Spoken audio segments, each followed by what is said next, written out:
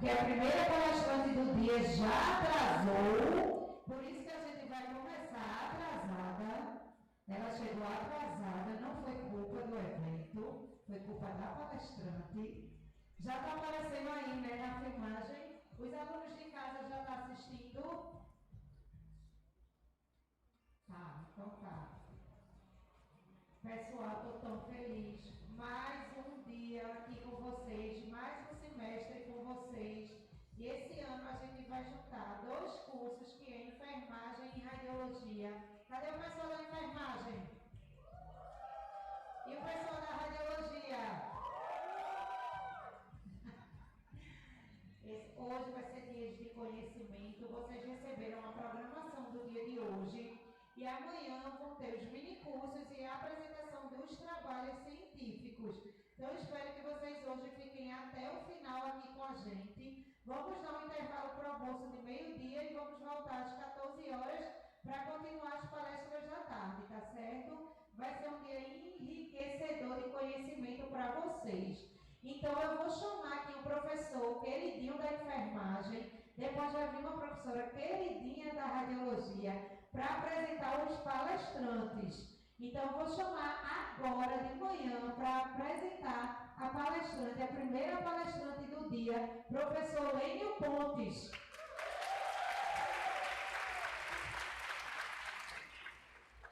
Bom dia a todos. Foi não, foi? Bom dia! Bom dia! Nossa, é um imenso prazer estar aqui, né, apresentando colegas de trabalho, profissionais que têm uma certa, eu vou dizer, uma vasta experiência, né? Porque só se eu falar o currículo dela aqui, vocês vão ficar bestas, né? Para iniciar nosso trabalho hoje, a gente vai receber a professora, docente Libra, Hélida Gonçalves. Ela é bióloga, pós-doc em genética, tem doutorado também em genética. Ela é coordenadora dos laboratórios da Unibra, geral, e também coordenadora do programa de monitoria e ética. Então, eu espero que a gente receba a professora Hélida com muitos aplausos calorosos, né? Porque a gente começa um dia muito proveitoso, cientificamente, porque conhecimento nunca é demais, né? Então, por favor, professora Hélida Gonçalves.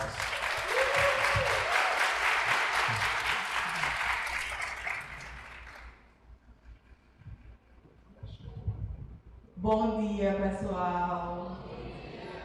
Obrigada, professor Lênio, pelas considerações.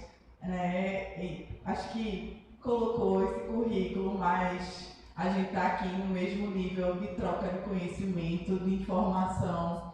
Tenho certeza que se a gente sentasse, né, em qualquer local, eu também conseguiria aprender muito com vocês.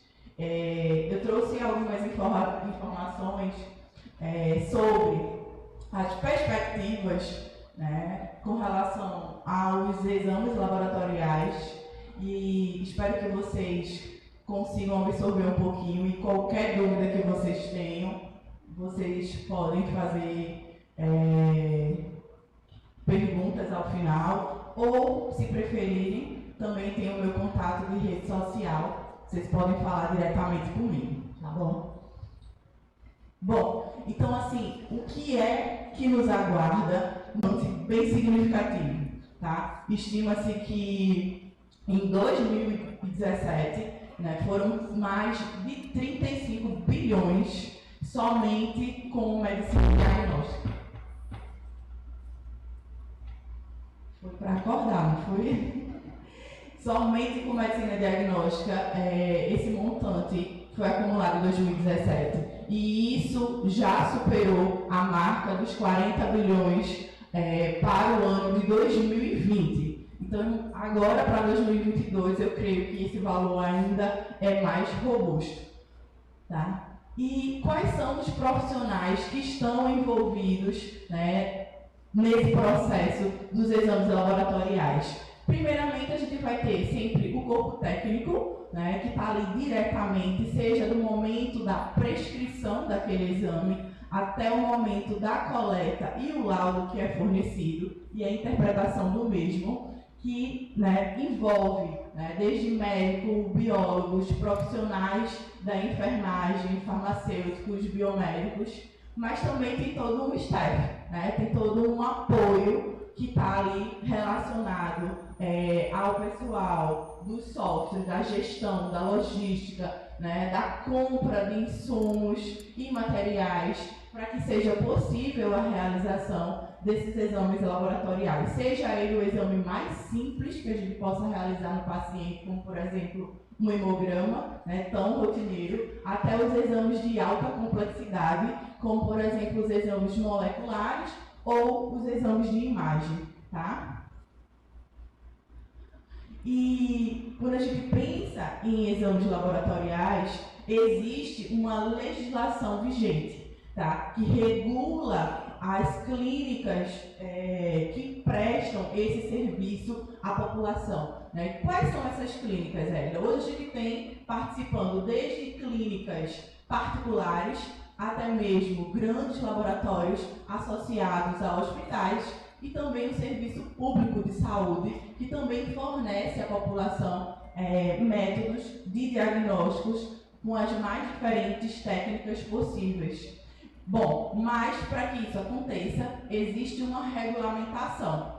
Essa regulamentação é a RDC 302, que é de 2005, e atualmente, por conta do cenário que nós vivenciamos, né, em 2020, houve uma alteração. Essa RDC, ela dispõe sobre o regulamento técnico e o funcionamento dos laboratórios clínicos, né, onde ela vai dispor de todas as informações necessárias junto ao corpo técnico e administrativo dos laboratórios para que ocorra o bom funcionamento do mesmo. Tem como órgão emissor a Anvisa, né, que controla e fiscaliza esses estabelecimentos, juntamente com os órgãos estaduais e municipais de saúde. Mas, né, não é somente a RDC 302 que regulamenta esses estabelecimentos. Somados a ela, ainda temos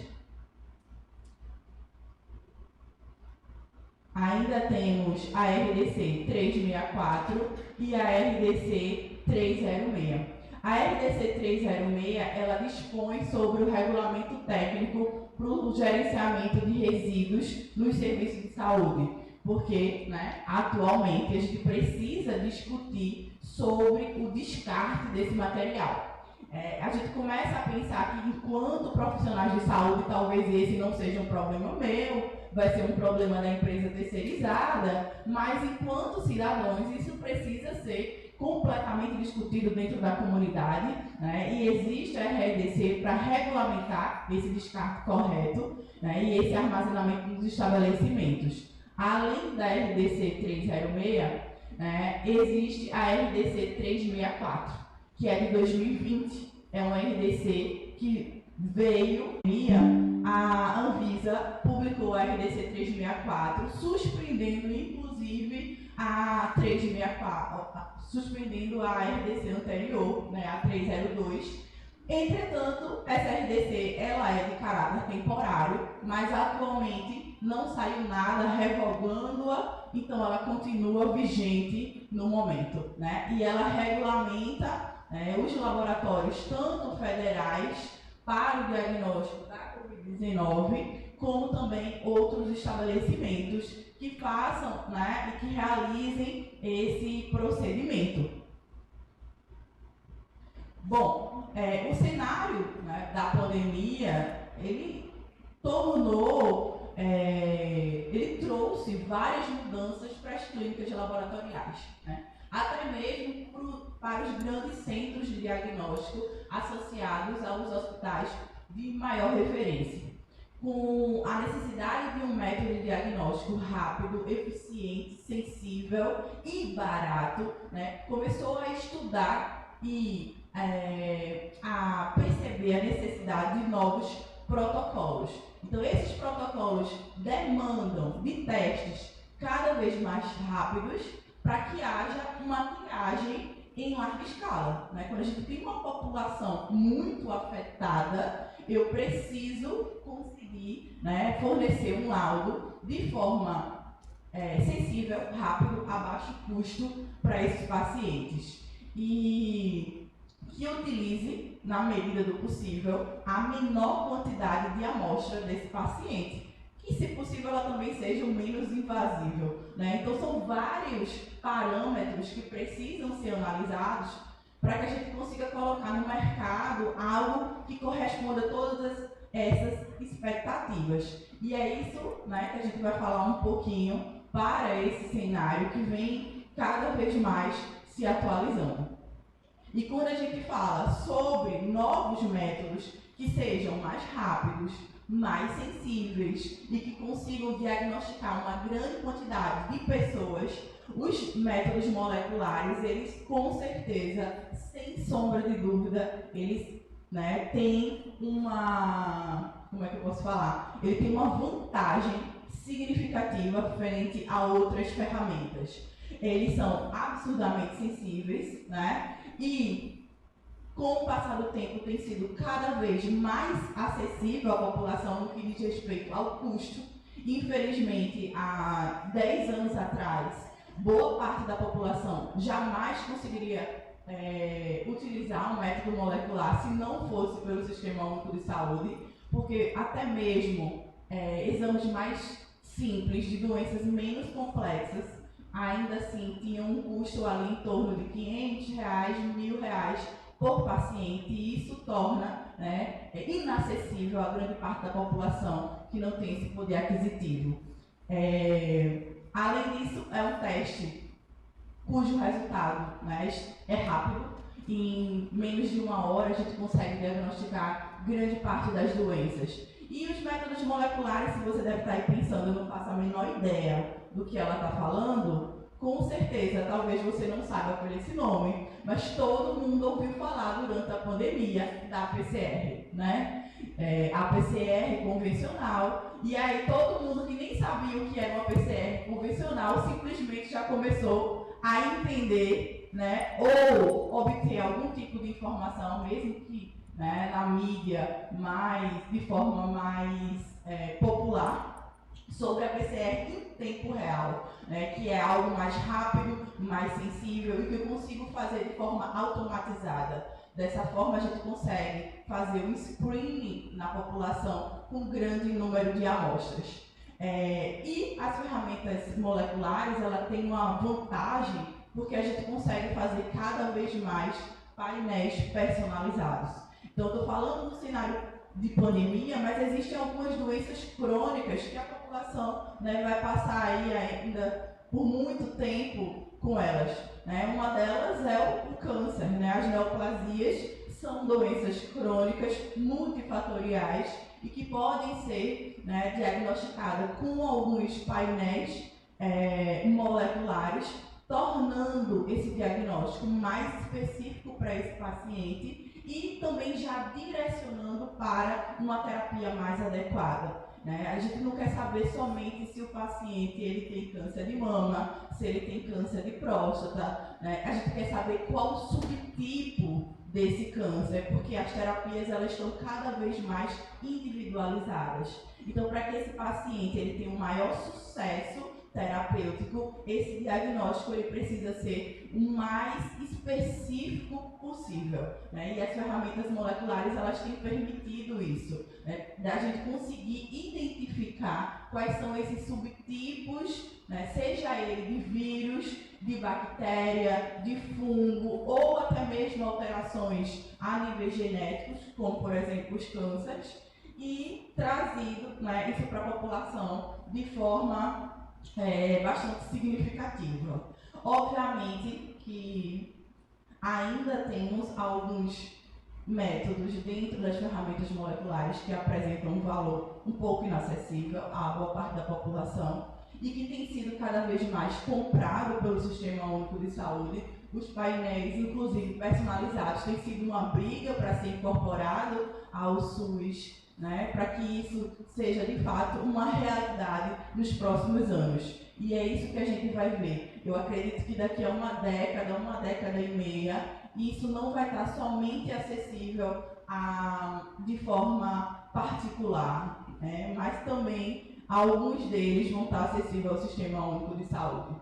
E que se a gente vai falar de métodos moleculares, né, a PCR, ele ganha, né, significativamente entre as ferramentas. E o que significa PCR, Elida? Falou tanto e eu já nem lembro. A sigla quer dizer, em português, né, reação em cadeia da polimerase. O objetivo é justamente amplificar o material coletado desse paciente ao ponto que eu consiga diagnosticá-lo. Em que sentido? Às vezes o paciente ele ainda está no início de um processo infeccioso e esse início, né, demonstra naquelas amostras coletadas uma baixa carga viral, uma baixa carga bacteriana, uma baixa carga fúngica, sendo não diagnosticado por grande parte das outras ferramentas disponíveis comercialmente. Então, nesse sentido, a PCR ela se destaca porque mesmo com pouca quantidade de vírus, de micro-organismo, a gente consegue identificar nesses pacientes. E isso se dá porque a gente vai utilizar uma enzima que é chamada de TAC-DNA polimerase, é uma enzima retirada, extraída de regiões vulcânicas e por isso ela suporta altas temperaturas e a finalidade dela é justamente criar uma fita de DNA fazendo com que esse material genético coletado do paciente seja multiplicado exponencialmente. Então vamos supor que o paciente infectado ele somente tem 4 cópias, tá? 4 moléculas de Covid-19, ou HPV, ou citomegalovírus. A PCR ela é tão sensível a tal ponto que 10 nanogramas de DNA é suficiente para identificar qualquer uma dessas doenças. Então, o paciente, mesmo no início do processo infeccioso, quando ele sequer, muitas vezes, começou a apresentar os primeiros sinais e sintomas da doença, a maioria delas já consegue ser identificadas. Então, isso torna essa técnica uma vantagem frente às outras, tá? E essa PCR, além dela utilizar essa enzima, né, ela vai utilizar a amostra do paciente. Essa amostra pode ser uma amostra sanguínea, uma amostra de pele, uma amostra de osso, uma amostra de cartilagem, de saliva, enfim, de vários sítios desse indivíduo analisado. Mas eu também preciso utilizar, né, um tampão que vai permitir um ambiente favorável para que essa enzima realize a sua função. Eu também preciso fornecer, né, nucleotídeos, ou seja, são justamente as bases que vão compor essa molécula, seja de DNA, seja de RNA, para que as novas moléculas sejam sintetizadas. E eu também vou precisar fornecer uma sequência que sinalize, que flanqueie, que delimite, né, aquela região que eu quero estudar, aquele vírus, aquela bactéria ou até mesmo aquele tumor no paciente. Então, feito isso, a gente leva, tá, a um equipamento chamado de termociclador e esse termociclador, o que é que ele vai fazer? Ele vai alterar várias temperaturas entre mais ou menos 94 graus, que é a temperatura de desnaturação para a fita de DNA. Depois, uma temperatura mais baixa, em torno de 55, 56 graus, onde é possível essa enzima começar a atuar. E, posteriormente, uma temperatura em torno de 72 graus, chamada de extensão, onde a nova fita ela vai ser sintetizada. Qual é a diferença, Elida, da PCR convencional para a PCR em tempo real, que é chamada de qPCR, e a PCR in situ, né? Elas vão utilizar tecidos diferentes. Também levam tempos diferenciados para sua execução e atualmente apresentam custos bem diferentes. A PCR convencional, a gente consegue fazer cada fita de DNA em torno de R$10, então isso já barateou bastante. Obviamente que os laboratórios, eles cobram para um exame de hepatite, por exemplo, por PCR, R$300, R$250, bem mais significativo do que, de fato, ao custo do exame. Isso se dá porque existe um investimento robusto. Um termociclador para PCR convencional, ele custa em média aí R$50 mil. A gente consegue analisar 96 amostras simultaneamente e aí os laboratórios eles precisam ter esse retorno. Então, obviamente que esses exames eles vão ter um custo um pouco mais alto. Além disso, né, não é uma técnica que qualquer pessoa que não foi de fato treinada, capacitada, consegue realizar. Portanto, a gente também vai precisar de um profissional mais especializado, e isso já gera um custo. Então, os métodos moleculares eles têm sido cada vez mais barateados, mas ainda tem um valor agregado a eles, né? E isso a gente pode vivenciar durante a pandemia. Quem queria diagnóstico para Covid por PCR pagava em torno de R$300, não é isso? E essa PCR que era utilizada, né, para o diagnóstico da Covid-19 é o que a gente chama de PCR em tempo real, é a qPCR. O que é que diferencia dessa, Hélida, que tem sido cada vez menos utilizada? Uma PCR anterior, convencional, ela leva em média 3 a 4 horas para eu conseguir ter um resultado. Então, se eu estou precisando atender uma grande demanda, que foi o que a gente vivenciou, isso torna, né, desfavorável. Obviamente que ainda é um ponto positivo se a gente comparar com outras técnicas. Se eu comparar, por exemplo, com imunistoquímica, se eu comparar com outras técnicas como, por exemplo, ELISA, ela vai ser mais rápida. Mas, ainda assim, né, 4 horas, 3 horas e meia é um tempo considerável. Então, a qPCR, ela vem para fazer esse mesmo protocolo em 40 minutos. Né? A gente ainda tem alguns testes que são feitos em 30 minutos. E eu consigo analisar também 96 pacientes simultaneamente.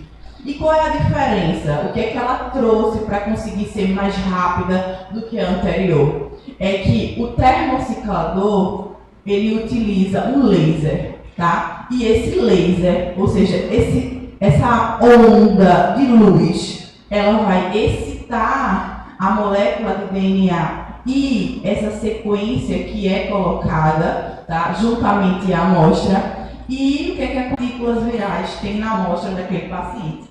Na PCR convencional é impossível fazer isso. A gente só consegue dizer se o paciente ele é positivo ou negativo para aquele vírus ou para aquela alteração, para aquela neoplasia. Na PCR convencional eu consigo dizer, olha, você está com Covid. Existe 100 gramas, 100 nanogramas de partículas virais na amostra doada. Então a gente consegue, com base no peso, a gente consegue dizer quantas cópias, coloca-se numa fórmula, e a gente consegue dizer quantas cópias aquela amostra apresenta. Então isso torna muito mais preciso e um resultado muito mais robusto. Mas aí, se ele é mais rápido, se ele utiliza um equipamento mais sensível, mais específico, isso também vai ter o quê? Um custo associado, né? O termociclador para PCR em tempo real, diferente do termociclador anterior, esse aqui, ele vai custar, né, em média, R$90 mil, R$100 mil, dependendo da marca que a gente queira, né? A gente encontra até a R$120 mil. Obviamente, qualquer empresa vai querer um retorno financeiro disso. Então, os exames que são realizados através dessas técnicas, elas vão apresentar um custo mais elevado, né? Mas, com tantos laboratórios agora comprando essa tecnologia, isso tem sido cada vez mais barateados, né? Anteriormente, poucos laboratórios faziam essa análise molecular. Então, isso tornava mais caro, né? A lei da oferta e da procura. Atualmente, como há uma grande quantidade de laboratórios que já apresentam esses equipamentos e essa tecnologia, o custo e a tendência é que isso vá cada vez mais barateando. Outra coisa que influencia significativamente, infelizmente, é o dólar, né? Vivemos num país que utiliza o real.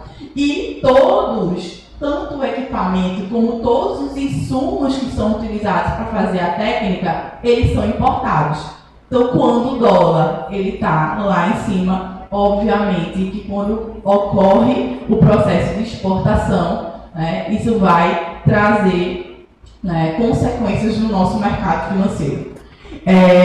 Além dessas duas, ainda tem uma outra PCR que pode ser utilizada, que é a PCR in situ. Como o próprio nome diz, é uma PCR que é feita no local, diretamente naquele material coletado. Ela vai utilizar principalmente tecido. Então, quando eu coleto, por exemplo, uma amostra de biópsia do meu paciente, né, de um tumor, ou até mesmo, né, de um nódulo, cujo eu ainda não sei, né, as características dele, aí sim a gente consegue identificar naquele fragmento tecidual toda e qualquer alteração genética voltada para as sequências que estão sendo buscadas. Isso traz um diagnóstico ainda mais rápido, principalmente para as neoplasias, né? Câncer de pulmão, que existem vários subtipos, câncer de mama, que tem também vários subtipos, de ovário, né? A gente consegue trazer para esse paciente um painel, né, de diagnóstico mais personalizado, e as terapias elas vão ser mais eficientes. A gente não precisa utilizar, né, terapias com maior consequência para o indivíduo. A gente pode utilizar muitas vezes imunoterapia, porque agora a gente consegue saber de fato quais são os receptores celulares que estão alterados. E aí, assim, o que eu posso trazer para vocês, que tem sido cada vez mais discutido e colocado de fato em prática, é a imunocromatografia. A imunocromatografia é o futuro da análise, tá? Dos resultados dos exames laboratoriais. O ano passado, né, começou a se discutir fortemente nos Estados Unidos para derrubar a legislação vigente, né? Lá temos grandes empresas que fazem, né, o teste rápido, né, o que é cada vez mais eficiente com menor quantidade de amostra. Então, a empresa, a indústria, né, ainda tem um papel absurdamente importante, começou a pressionar o governo para que houvesse alterações junto à FDA para conseguir aprovar um maior número, né, de testes. Pressão psicológica, 10 minutos. Para aprovar um maior número de testes. E aí começou, né, essa pressão para que houvesse uma troca na legislação, e em 2022 eles conseguiram. Eles derrubaram a legislação vigente e uma grande quantidade de testes vem aí e já chega aqui no Brasil. E a gente já começou a observar isso. A pandemia trouxe essa pressão também frente à Anvisa. Quem, né, daqui já não fez um teste rápido para a Covid? Acredito que muitos, né? E no início da pandemia ainda não estavam disponíveis. E a técnica que faz, né, que é realizada, que está ali por trás daquele teste rápido, seja de gravidez, seja o teste rápido para Covid, o teste rápido para sífilis, para HIV, é justamente a imunocromatografia. E o que é essa técnica, Érida? É uma reação antílis do anticorpo que está associado ali a um fluorófilo, ou seja, a um marcador de luz, que a gente observa um tracinho, 2 tracinhos, para considerar como positivo ou negativo para aquele paciente, né? Ou para um novo bebê que vem surgindo aí.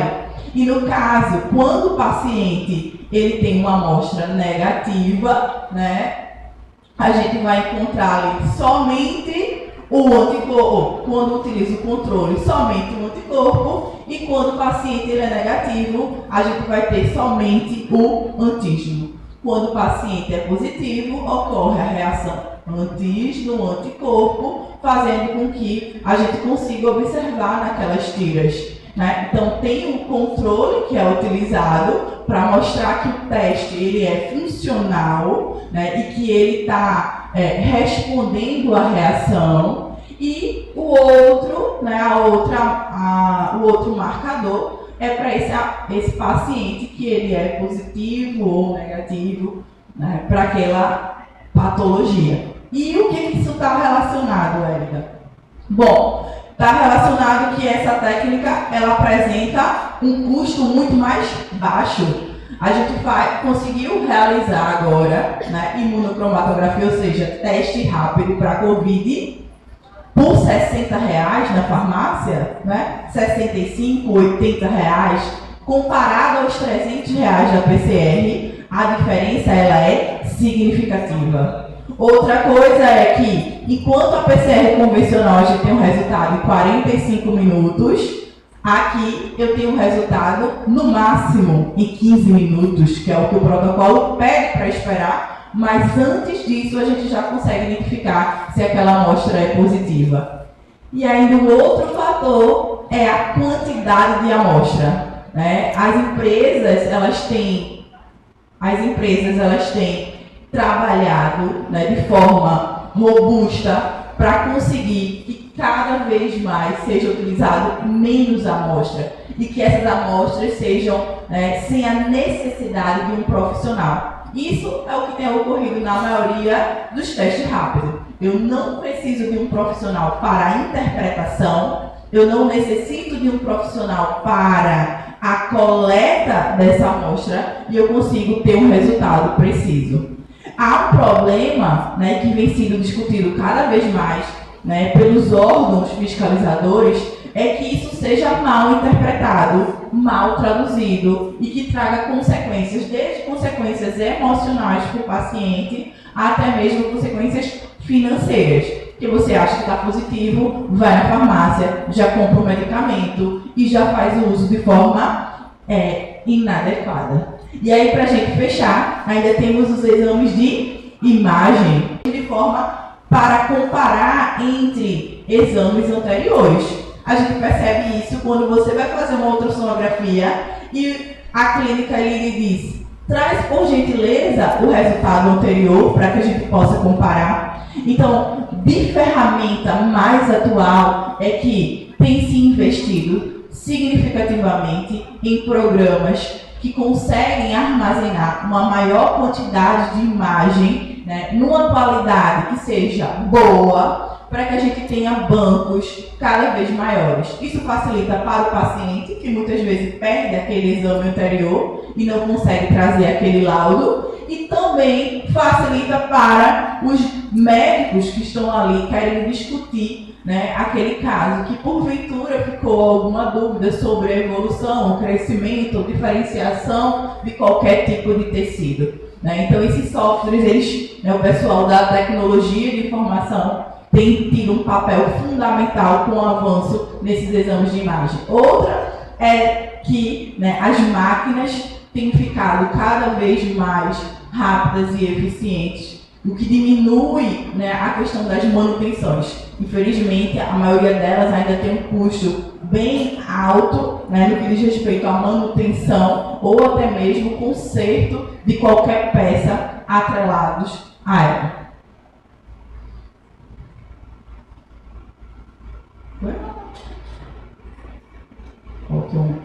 Bom, mas aqui o último slide era somente para agradecer a vocês pela participação. Espero que tenha conseguido trazer algumas informações no que diz respeito aos testes mais atualizados e o que vai vir aí de novo no mercado. Tá bom? Obrigada a todas e bom congresso para vocês.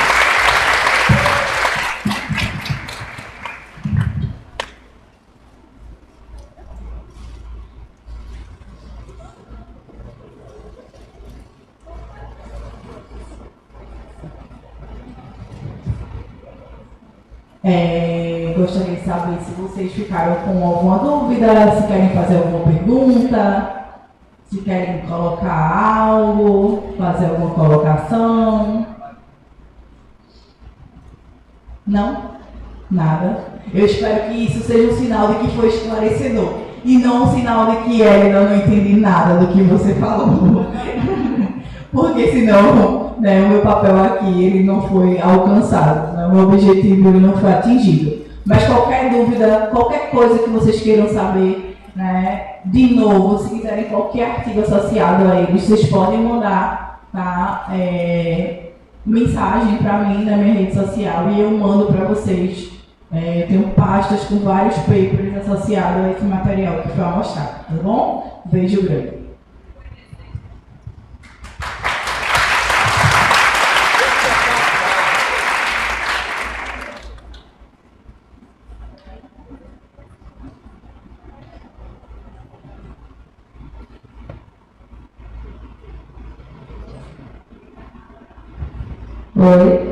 Oi, gente, bom dia, tudo bem? É sempre maravilhoso encontrar vocês aqui, tá? Bom, meu nome é Paula Oliveira, sou professora de radiologia. E aí, como o congresso ele é um congresso multidisciplinar, a gente vai ter pontos voltados para a radiologia e para a enfermagem. Mas agora, a gente vai falar um pouquinho sobre